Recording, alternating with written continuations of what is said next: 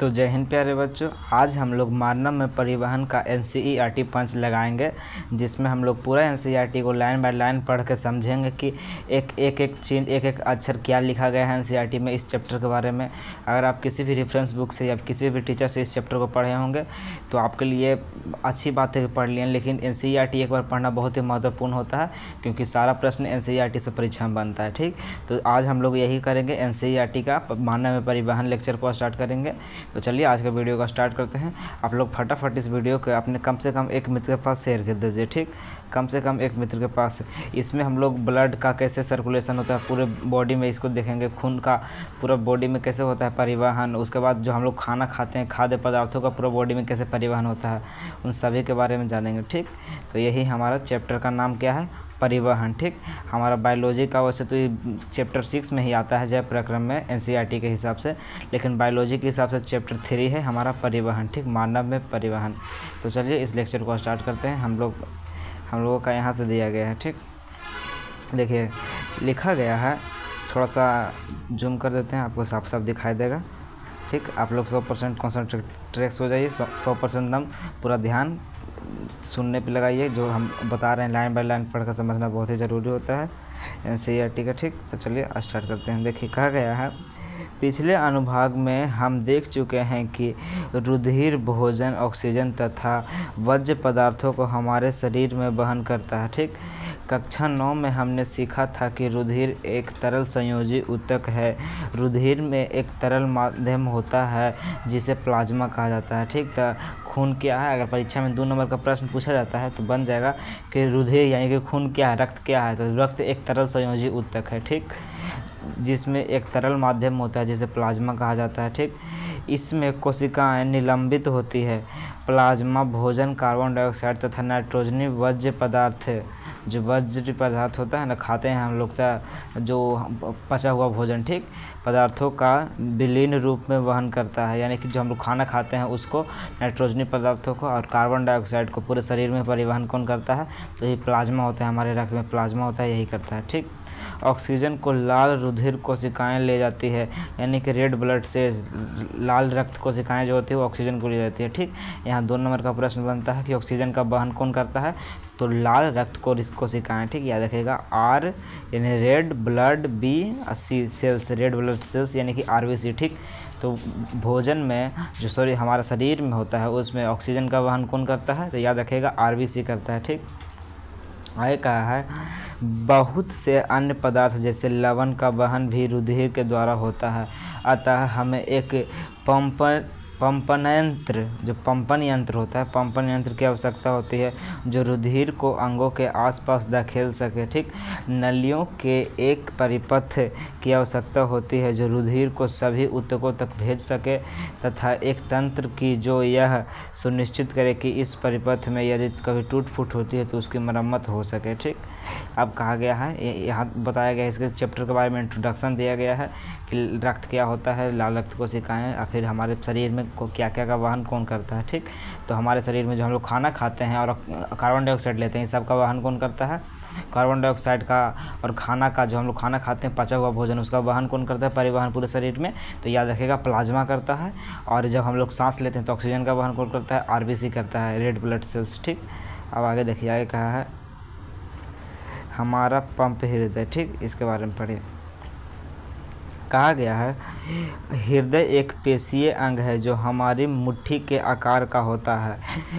देख सकते हैं, यह है हमारा हृदय जो एक मुट्ठी के आकार का होता है। ठीक, कह रहा है क्योंकि रुधिर को ऑक्सीजन व कार्बन डाइऑक्साइड दोनों का ही वहन करना होता है पूरे शरीर में, अतः ऑक्सीजन प्रचुर रुधिर को कार्बन डाइऑक्साइड युक्त रुधिर से मिलने को रोकने के लिए हृदय कई कोष्ठकों में बटा होता है। ठीक, कार्बन डाइऑक्साइड प्रचुर रुधिर को कार्बन डाइऑक्साइड छोड़ने के लिए फुफ्फुस में जाना होता है तथा फुफ्फुस से वापस ऑक्सीकृत रुधिर को हृदय में लाना होता है।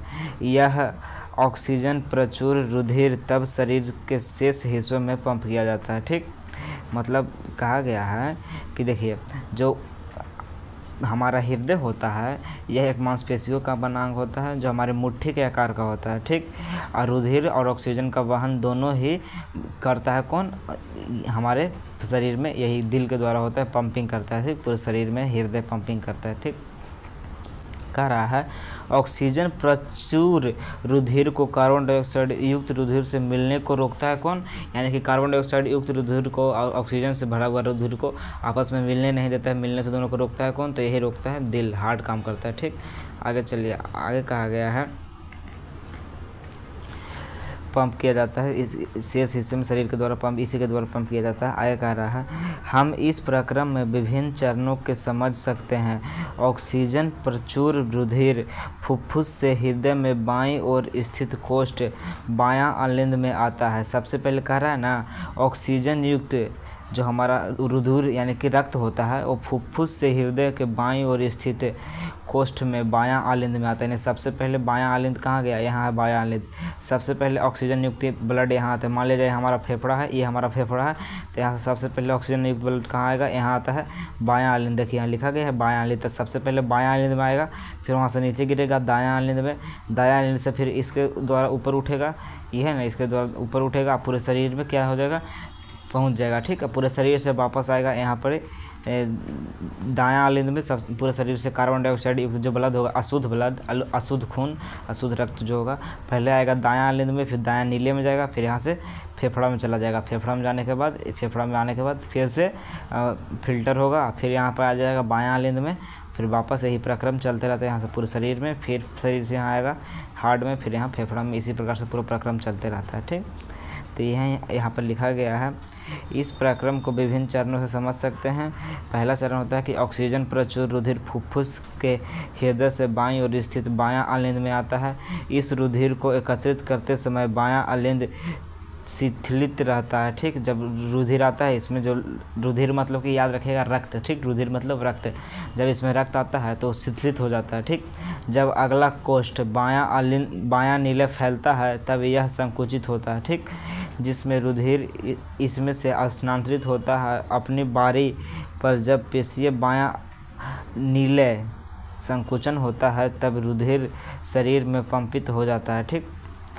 ऊपर वाला दायां कोष्ठ दायां आलिंद जब फैलता है तो शरीर में भी ऑक्सीजन जनित यानी कि कार्बन डाइऑक्साइड से मिला हुआ अशुद्ध रक्त इसमें आ जाती है। जैसे ही दायां आलिंद संकुचित होती है तो नीचे वाला संगत कोष्ठ दायां नीले को फैल जाता है। यह रुधिर को दायां नीले में स्थानांतरित कर देता है, जो रुधिर को ऑक्सीजनीकरण हेतु अपनी बारी पर फुफ्फुस में पंप कर देता है। आलिंद की अपेक्षा नीले ही पेशिया भित्ति मोटी होती है, ठीक। आलिंद से ज़्यादा नीले की जो पेशिया भित्ति होती है वो मोटी होती है, क्योंकि नीले को पूरे शरीर में रुधिर भेजना होता है। जब आलिंद या नीले संकुचित होते हैं तो वो वाल्व या उल्टी दिशा में रुधिर प्रवाह को रोकने से सुनिश्चित करते हैं, ठीक। यहाँ पर फिर से आपको समझाते हैं कह रहा है कि सबसे पहले ऊपर हमारा फेफड़ा होता है, फेफड़ा में से सबसे पहले ब्लड आता है बायां आलिंद में आने के बाद यह फैल जाता है। फैलने के बाद ये नीचे आ जाता है। जब फैलता है ना, ये जो हमारे इस साइड का भाग है वो फैल जाता है। फैलने के बाद क्या होता है, ये नीचे आता है, हमारा जो खून है वो नीचे आता है। नीचे आने के बाद यहाँ से जो पंप दिख रहा है ना, इससे पूरे शरीर में चला जाता है शुद्ध खून, ठीक, क्योंकि फेफड़ा में से जो आता है ऑक्सीजन युक्त शुद्ध खून होता है। फिर इसके जरिए पूरे शरीर में फैलने के बाद फिर से जब यहाँ आता है ब्लड, कार्बन डाइऑक्साइड से मिला हुआ अशुद्ध ब्लड यहाँ आता है। जब ये फूल जाता है, यहाँ पे आता है, किसका नाम क्या है, दायां नीले में, ठीक, दायां आलिंद में आता है। जब यह फैल जाता है तो ये नीचे गिर जाता है दायां नीले में। जब नीले से कुचता है, मारता है, यहाँ पर फचाक से आते चला जाता है फुफ्फुस, इसको कहते हैं फुफ्फुस धमनी, ठीक। फुफ्फुस धमनी के जरिए चला जाता है फेफड़ा में। फेफड़ा में जाने के बाद फिर से वह ऑक्सीजन युक्त हो जाता है, उसका फिल्टर हो जाता है। फिल्टर करने के बाद वापस आता है यहाँ पर बायां आलिंद में, ठीक। तो चलिए आपको इसका नामांकन के लिए दिखा देते हैं। ये जो आपको दिख रहा है ये है धमनी, लिखा है महाधमनी। ठीक, महाधमनी क्या करता है, पूरे शरीर में भोजन को भेजता है। जो हमारा भोजन जो खून होता है ऑक्सीजन युक्त खून, ऑक्सीजन युक्त यानी कि शुद्ध ब्लड को पूरे शरीर में कौन भेजता है, तो महाधमनी यही है पूरे शरीर में भेजने वाला। ठीक, ये है फुफ्फुस धमनी। फुफ्फुस धमनी क्या है, जो अशुद्ध खून होता है उसको फेफड़ा में भेजने का काम कौन करता है, फुफ्फुस धमनी। ठीक, याद रखिएगा। महाधमनी क्या करता है, शुद्ध रक्त को पूरे शरीर में भेजता है, जबकि फुफ्फुस धमनी क्या करता है, अशुद्ध रक्त को फेफड़ा में भेजता है। फिर ये जो आपको दिखाई दे रहा है दोगो, ये है फुफ्फुस सिराएँ। फुफ्फुस सिरा क्या करता है, शुद्ध रक्त को शरीर में हार्ट में लाता है। शुद्ध रक्त जो होता है, फेफड़ा से शुद्ध रक्त आता है उसको हार्ट में लाता है। फिर देख लीजिए, यह है बायां आलिंद, जिस बायां आलिंद में लाता है फुफ्फुस सिरा। बायां ये हम पूरा देख रहे हैं, ये बायां आलिंद हो गया, ये बायां नीले हो गया, और ऊपर हो गया दायां आलिंद, ये दायां नीले। ऊपर वाला को आलिंद कहते हैं, नीचे वाला को नीले कहते हैं। ठीक, तो ये हो गया बायां आलिंद, दायां आलिंद दायां नीले, अब बायां आलिंद बायां नीले। कैसे देखना है, कैसे पहचाने हैं कौन बायां कौन दायां है, तो समझिए ना कि आपके पीछे लगा हुआ है, जो बोर्ड लग रहा है, कॉपी लग रहा है, समझिए कि आपके पीछे रखा हुआ है। अगर ये आपके पीछे रहता तो आपका दायां हाथ कौन होता, बायां हाथ कौन होता, उसके हिसाब से आप देख लीजिएगा। समझिए कि ये आपका दिल है, आप पीछे उठा के अपने बोर्ड पे चिपका दिए हैं। पीछे आपका बोर्ड है, एक दीवार है, उस पर अपना दिल निकाल के चिपका दिए हैं, तो आपका दायां आलिंद बायां आलिंद कौन होगा, आप यहाँ से पहचान जाइएगा कि कौन दायां कौन बायां होगा। ठीक, ये हो गया बायां नीले, जहाँ पे शुद्ध ब्लड आता है आलिंद के जरिए। फिर यहाँ से यह जो महाधमनी इसके जरिए पूरे शरीर में फैल जाता है। ठीक, आप यहाँ पे सर्कुलेशन भी देख सकते हैं। सबसे पहले ये आया है यहाँ पे, फिर यहाँ पे आने के बाद ऊपर रुके यहाँ तीर दिया हुआ है, फिर इसके बाद ये पूरा शरीर में फैल जाता है। पूरे शरीर में से फिर अशुद्ध ब्लड यहाँ पे प्रवेश करता है, यहाँ द्वारा प्रवेश करता है अशुद्ध ब्लड इसमें। यहाँ आने के बाद नीले में जो दायां आलिंद होता है उसमें आता है। ठीक, उसके बाद यहाँ पर इसे दायां नीले में जाता है। दायां नीले में जाने के बाद ये फेफड़ा में चला जाता है। किसके जरिए जाता है, तो इसको हम बोलते हैं फुफ्फुस धमनी। ठीक, फुफ्फुस धमनी के जरिए फेफड़ा में जाता है, शुद्ध होने के बाद वापस आ जाता है, यही बताया गया है। ठीक, आगे चलिए। रुधिर के प्रवाह को रोकना सुनिश्चित कर संकुचित होता है। ठीक, आगे चलिए, कह रहा है फुफ्फुस में ऑक्सीजन रुधिर में प्रवेश करती है। कह रहा है फुफ्फुस में ऑक्सीजन रुधिर में प्रवेश करती है। हृदय का दायां व बायां बंटवारा ऑक्सीजन जनित व बी ऑक्सीजन जनित यानी कि कार्बन डाइऑक्साइड वाला जो ब्लड होता है। ठीक, अशुद्ध ब्लड, एगो शुद्ध ब्लड एगो अशुद्ध ब्लड, रुधिर को मिलने से रोकने में लाभदायक होता है। इस तरह का बंटवारा शरीर को उच्च दक्षतापूर्ण ऑक्सीजन की पूर्ति कराता है। पक्षी और स्तनधारी सरीखे जंतुओं को जिन्हें उच्च ऊर्जा की आवश्यकता है वह बहुत लाभदायक हैं, क्योंकि इन्हें अपने शरीर का तापक्रम बनाए रखने के लिए निरंतर ऊर्जा की आवश्यकता होती है। उन जंतुओं में जिन्हें इस कार्य के लिए ऊर्जा का उपयोग नहीं करना होता, शरीर का तापक्रम पर्यावरण के तापक्रम पर निर्भर करता है। ठीक, जल स्थल पर चर या बहुत से सरीसृप जैसे जंतुओं में 3 कोष्ठीय हृदय होता है। 3 कोष्ठीय हृदय बहुत सारे सरीसृप मतलब क्या होता है, रेंगने वाला, जैसे सांप हो गया ना, रेंगने वाला जितना भी सांप छिपकली सब क्या होगा, सरीसृप इसको कहा जाता है। ठीक, इसमें क्या होता है 3 कोष्ठक हृदय को होता है, जबकि मनुष्य में क्या होता है 4 गो होता है।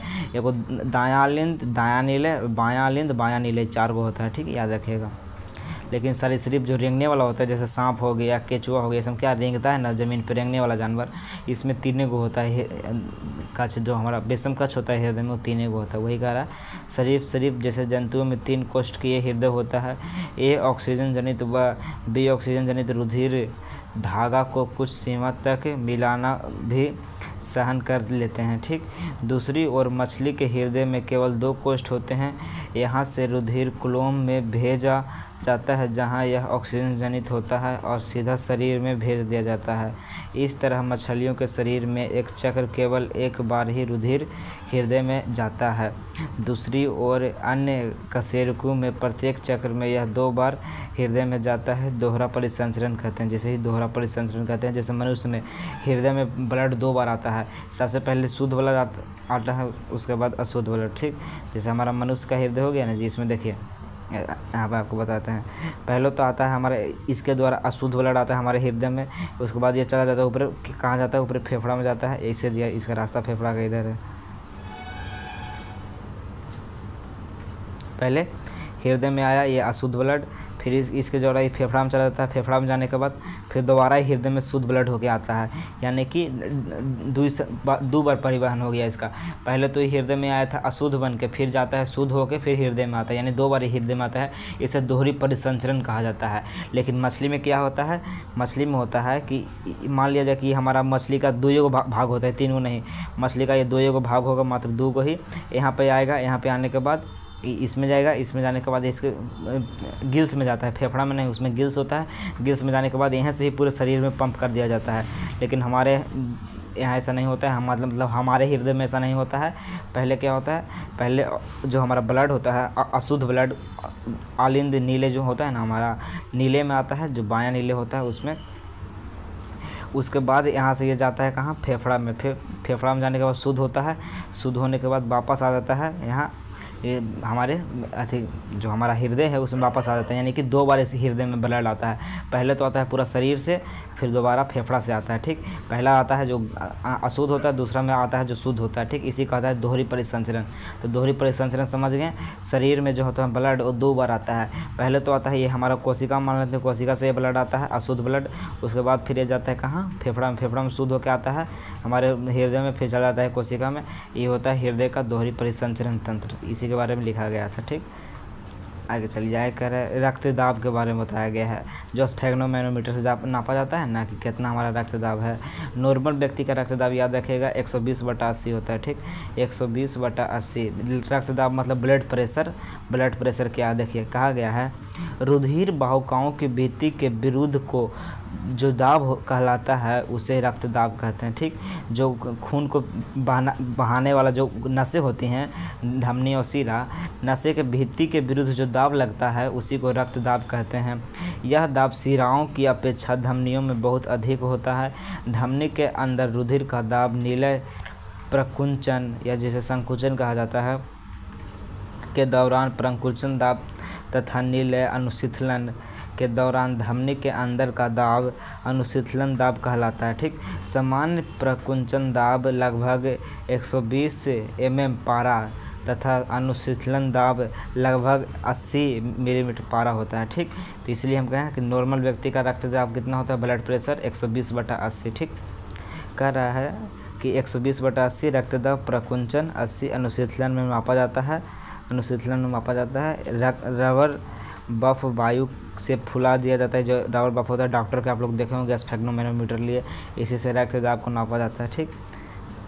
आगे देखिए, कहा गया कफ में रक्त दाब 120 के ऊपर, जब कफ होता है आदमी को खांसी होता है, कफ यानी कि खांसी होता है, तो हमारा रक्त दाब होता है 120 से ऊपर होता है, ठीक। कफ में रक्त दाब 120 से नीचे, जब 120 से नीचे रक्त दाब होता है तब भी हमें स्फेग्नोमैनोमीटर से आवाज़ सुनी जाती है। डॉक्टर सुनते हैं, यहाँ पे लगा के, हृदय के पास लगा के स्फेग्नोमैनोमीटर से सुनते हैं और फिर इलाज करते हैं जो कहते हैं, ठीक। 80 के बराबर नीचे दिया गया है, इस सभी के बारे में दिया गया है, ठीक। अब चलिए आगे चलते हैं। स्फेग्नोमैनोमीटर के बारे में बस इतना याद रखिएगा कि रक्त दाब नापने का एक मशीन है जो डॉक्टर मापता है। तो रक्तचाप किसके द्वारा मापा जाता है, स्फेग्नोमैनोमीटर के द्वारा। और साधारण नॉर्मल मनुष्य का रक्त दाब कितना होता है, तो 120/80, 120/80 ये याद रखिएगा बस, ठीक। आगे चलिए, आगे क्या कहा गया है, आगे कहा गया है स्फेग्नोमैनोमीटर नामक यंत्र से रक्त दाब मापा जाता है। उच्च रक्तदाब को अति तनाव भी कहते हैं, ठीक। और इसी कारण धमनिकाओं का सिकुड़ना, इससे रक्त प्रवाह में प्रतिरोध बढ़ जाता है, जिससे धमनी फट जा सकती है तथा आंतरिक रक्त स्रावन भी हो सकता है, ठीक। तो याद रखिएगा स्फेग्नोमैनोमीटर से मापा जाता है इसको, रक्तदाब को। रक्तदाब क्या है, यानी ब्लड प्रेशर, ब्लड का कितना प्रेशर, यही नापा जाता है, ठीक। और इसका नॉर्मल व्यक्ति का रक्तदाब यानी कि ब्लड प्रेशर कितना होता है, तो 120/80 याद रखिएगा, ठीक। आगे चलिए, आगे हम लोग चलते हैं। आगे बताया गया है नलिकाएँ रुधिर वाहिकाएँ, ठीक। आपको पहले बता देते हैं आधे धमनी या शिरा के बारे में। जो आप लोग देखते हैं ना, जब मान लीजिए हम आपको हाथ बना के दिखाते हैं, ये हमारा मनुष्य का हाथ हो गया, ये अंगूठा,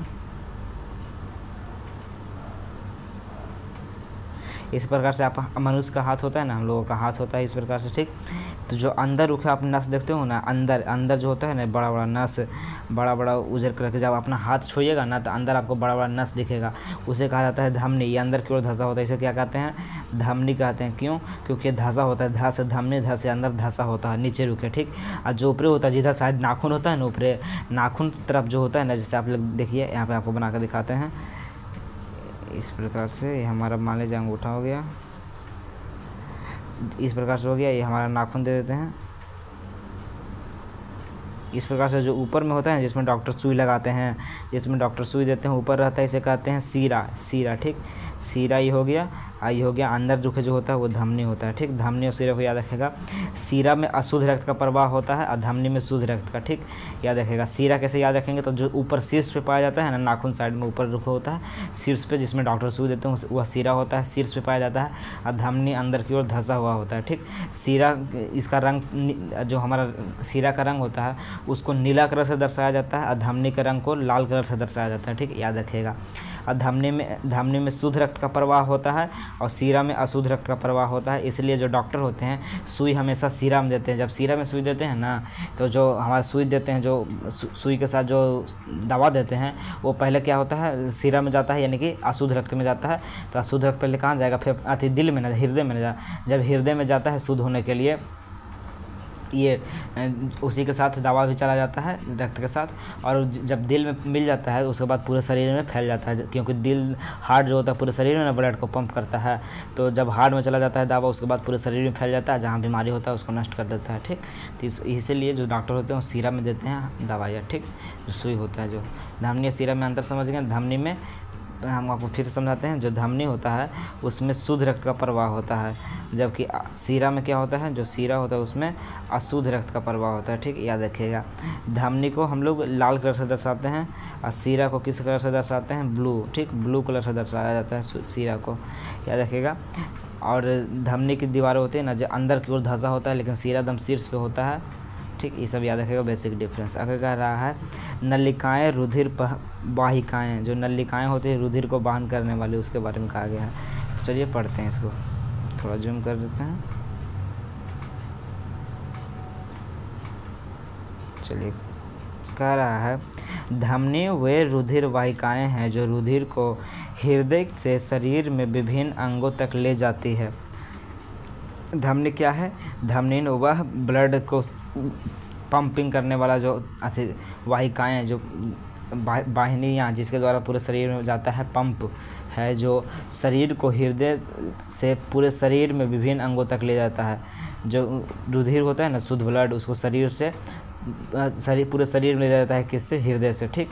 आगे कह रहा है धमनी की भित्ति मोटी तथा लचीली होती है क्योंकि रुधिर हृदय से उच्च दाब से निकलता है, यानी बहुत ज़्यादा प्रेशर से निकलता है ताकि पूरे शरीर में पहुंच सके। इसलिए जो धमनी का भित्ति होता है वो बहुत मोटा होता है और लचीला होता है, ताकि कोई दिक्कत ना हो ब्लड को पूरे शरीर में पहुँचने में, क्योंकि बहुत ज़ोर से दबाया जाता है ताकि पूरे शरीर में ब्लड पहुँच जाए। आगे कह रहा है सिराएँ विभिन्न अंगों से रुधिर एकत्र करके वापस हृदय में ला जाती है, ठीक।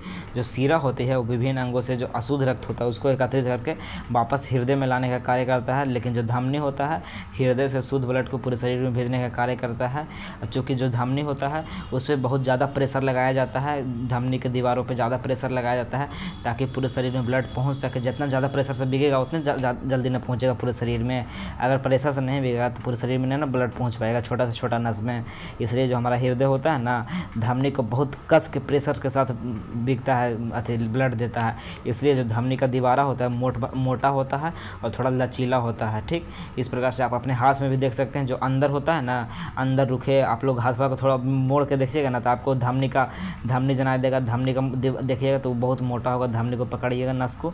लेकिन जो सीरा होता है ऊपरे वाला, जो हरियर कलर से दिखता है ऊपरे, वो बहुत ही लचीला, उसमें मतलब कि बहुत पतला होता है, उसमें कोई ज़्यादा भार नहीं होता, क्योंकि पूरे कोशिका से, शरीर के सभी कोशिकाओं से रक्त को वापस हृदय में लाने का कार्य करता है, ठीक।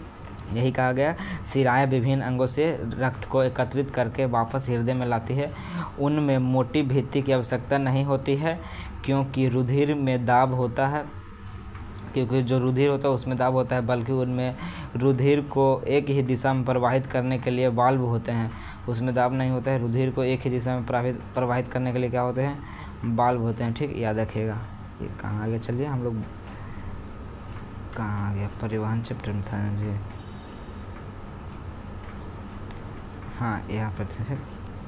आगे चलिए, आगे क्या कह रहा है, आगे कह रहा है प्लेटलेट्स में आ गए हैं, कहाँ गए ऊपर, नलिकाएँ रुधिर वाहिकाएँ। ठीक, बल्कि उनमें रुधिर को एक ही दिशा में प्रवाहित करने के लिए बाल्ब पाया जाता है। जो सिरा होता है उसमें बाल्ब पाया जाता है ताकि रुधिर नीचे से ऊपर की ओर दिल में आए। ठीक, एक ही दिशा में। ठीक, आगे कहा जा रहा है किसी अंग या ऊतक तक पहुंचकर धमनी उत्तरोक्त छोटी छोटी वाहिकाओं में विभाजित हो जाती है। उत्तरोक्त छोटी छोटी वाहिकाओं में विभाजित हो जाती है, जिससे सभी कोशिकाओं से रुधिर का संपर्क हो सके। सबसे छोटी वाहिकाओं की भित्ति एक कोशिकीय मोटी होती है और रुधिर एवं आसपास की कोशिकाओं के मध्य पदार्थों का विनिमय इसी पतली भित्ति के द्वारा होती है, जिसे कोशिकाएं तब आपस में मिलकर सिराएं बनाती है। ठीक, तथा रुधिर के अंग या ऊतक से दूर ले जाती है, जो रक्त होता है उसको। ठीक, तो कहा गया है किसी अंग या ऊतक में पहुंचकर धमनी उत्तरोक्त छोटी छोटी वाहिकाओं में विभाजित हो जाती है। मतलब बहुत पतली पतली वाहिकाओं में विभाजित हो जाती है, क्योंकि पहले तो मोटा होता है और लचीला होता है ताकि उसमें ब्लड बढ़िया से सगरो जा सके। ठीक, उसके बाद बहुत छोटा छोटा वाहिकाओं में विभाजित हो, वाहिकाओं में। ठीक, जिसमें सभी कोशिकाओं से रुधिर का संपर्क हो सके ताकि पूरे जितना भी कोशिका है सभी से रुधिर जुड़ सके। सबसे छोटी वाहिकाओं की भित्ति पर एक कोशिकीय मोटी होती है। जो सबसे छोटी वाहिकाओं का जो भित्ति होती है वह एक कोशिकीय होती है और मोटी होती है, जो रुधिर के आसपास के कोशिकाओं के मध्य पदार्थों का विनिमय इस पतली भित्ति के द्वारा ही होता है। जितना भी आसपास कोशिका होता है सभी में विनिमय, मतलब कि प्लाज्मा आता है, रुधिर आता है, ऑक्सीजन जनित ब्लड आता है, सब इसी के माध्यम से होता है। ठीक, कोशिकाएं तब आपस में मिलकर सिराएं बनाती है तथा रुधिर के अंग या ऊतक से दूर ले जाती है, यानी कि वहाँ ले जाता है वापस हृदय में, फिर वहाँ से ऑक्सीजन जनित ब्लड के पास यानी फेफड़ा में जाता है। ठीक, आगे कह रहा प्लेटलेट्स द्वारा अनुरक्षण। प्लेटलेट्स क्या है इसके बारे में तो कहा गया है, इन नलिकाओं के तंत्र में यदि रिसना प्रारंभ हो जाए तो क्या होगा, यानी ब्लड कट जाएगा, था बीच में कट जाएगा, अब खून बहने लगेगा तो क्या होगा, इसे कह रहा है। उस स्थिति पर विचार कीजिए जब हम घायल हो जाएं और रक्तस्राव होने लगे। जब हम घायल हो जाते हैं, चोट लग जाता है और खून बहने लगता है, तब क्या होता है, तंत्र से रुधिर की हानि प्राकृतिक रूप से कम होनी चाहिए। ठीक, इसके अतिरिक्त रक्तस्राव से दाब में कमी आ जाएगी। जो रक्तस्राव होगा, जब खून बहने लगेगा तो उससे क्या होगा, दाब में कमी आ जाएगी, पूरे शरीर में खून नहीं पहुंच पाएगा, जिससे पंपिंग प्रणाली की दक्षता की कमी आ जाएगी। इसे रोकने के लिए रुधिर में प्लेटलेट्स की कोशिकाएं होती है जो पूरे शरीर में भ्रमण करती है और रक्त दाब को स्थान पर रुधिर का थक्का बनाकर मार्ग को अवरुद्ध कर देता है। जहाँ भी रक्तस्राव होता है, जहाँ कट जाता है हाथ पैर, देखिएगा वहाँ कुछ देर बाद फिर खून बहना बंद हो जाता है। आप अपना हाथ से एक्सपेरिमेंट कर सकते हैं। आप ब्लेड लीजिए, पत्ती जो होता है ना, दाढ़ी बनाने वाला ब्लेड, उससे अपना हाथ थोड़ा सा काटिए, उसके बाद उस पर देखिएगा थोड़ा देर आप चापिएगा ना तो वहाँ पे खून बहना बंद हो जाएगा। क्यों बंद हो जाएगा, क्योंकि वहाँ पे प्लेटलेट्स जमा हो जाता है और खून बहना बंद हो जाता है। ठीक, उसके बाद मलहम लगा लीजिएगा ताकि 2-3 दिन बाद ठीक हो जाए। वैसे तो हम लोग बचपन में बहुत कटता था हाथ, बहुत नित्य रोज़ कटता था हाथ, लेकिन फिर ठीक हो जाता था। इतना हाथ पर कट गया है ना कि गाँव में तो बहुत कटता है हाथ। ठीक, आगे कह रहा है जो पूरे शरीर में भ्रमण करती है और रक्तस्राव के स्थान को रुधिर से थक्का बनाकर मार्ग को अवरुद्ध कर देती है। ठीक, तो रक्त को थक्का बनाने का कार्य कौन करता है, प्लेटलेट्स करता है। ठीक, याद रखिएगा, रक्त को थक्का बनाने का कार्य प्लेटलेट्स करता है, यही है जो रक्त को थक्का बनाता है और रक्तस्राव को रोकने का कार्य करता है। ठीक, और आगे चलिए, आगे लसिका के बारे में दिया गया है। ठीक, लसिका क्या है तो कहा है यह एक प्रकार का द्रव है जो परिवहन में भी सहायता करता है। इसे लसिका या उत्तक तरल कहते हैं। कोशिकाओं की भित्ति में उपस्थित छिद्रों द्वारा कुछ प्लाज्मा, प्रोटीन तथा रुधिर कोशिकाएं बाहर निकलकर उत्तक के अंतकोशिकीय अवकाश में आ जाते हैं तथा उत्तक तरल या लसिका का निर्माण करता है। यह रुधिर के प्लाज्मा की तरह ही है, लेकिन यह रंगहीन तथा इसमें अल्प मात्रा में प्रोटीन होता है।